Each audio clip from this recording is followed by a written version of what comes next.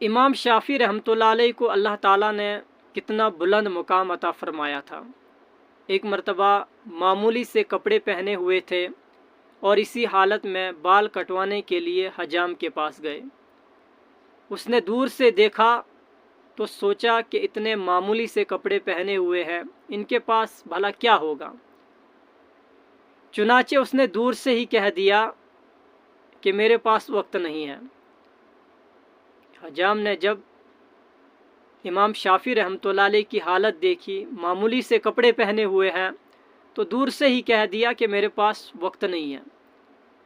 حضرت سمجھ گئے، غلام سے پوچھا کہ تمہارے پاس کچھ دینار ہیں؟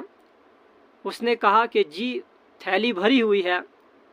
فرمایا یہ ساری تھیلی اس حجام کو دے دو، اور اس سے کہا کہ میں تجھ سے بال بھی نہیں کٹواتا۔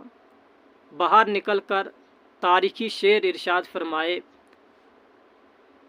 فرمایا کہ میرے اوپر ایسے کپڑے ہیں کہ اگر ان تمام کپڑوں کو پیسوں کے عوض میں بیچ دیا جائے تو 1 درہم بھی ان کپڑوں کی قیمت سے زیادہ ہو جائے گا، مگر ان کپڑوں میں ایک ایسی جان ہے کہ اگر تم ساری دنیا میں ڈھونڈ کر دیکھو تو تمہیں اس وقت ایسی جان نظر نہیں آئے گی۔ اس لیے کسی کا حلیہ دیکھ کر یہ اندازہ نہیں لگانا چاہیے کہ یہ کیسا ہے۔ بسا اوقات ہم جسے یہ سمجھتے ہیں کہ یہ بہت ہی گھٹیا ہے، لیکن اللہ کے یہاں اس کا کیا مقام ہے وہ اللہ ہی جانتا ہے۔ اس لیے کسی کو بھی اپنے سے کمتر نہ سمجھیں، بلکہ خود کو دیکھیں، اپنے گناہوں کو دیکھیں، اپنے آپ کو دیکھیں کہ ہم کتنے بڑے گنہگار ہیں۔ دوسروں پر نظر اچھالنے سے پہلے ذرا یہ سوچیں کہ ہم جسے برا کہہ رہے ہیں، ہم جسے کمتر سمجھ رہے ہیں،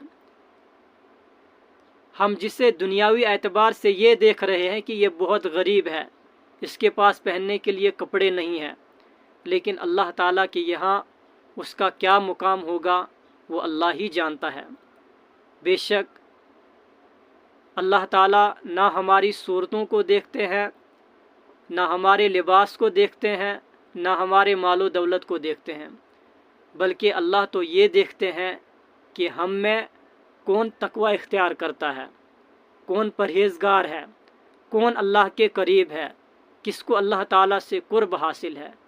اس لیے کسی کو بھی اپنے سے کمتر نہیں سمجھنا چاہیے۔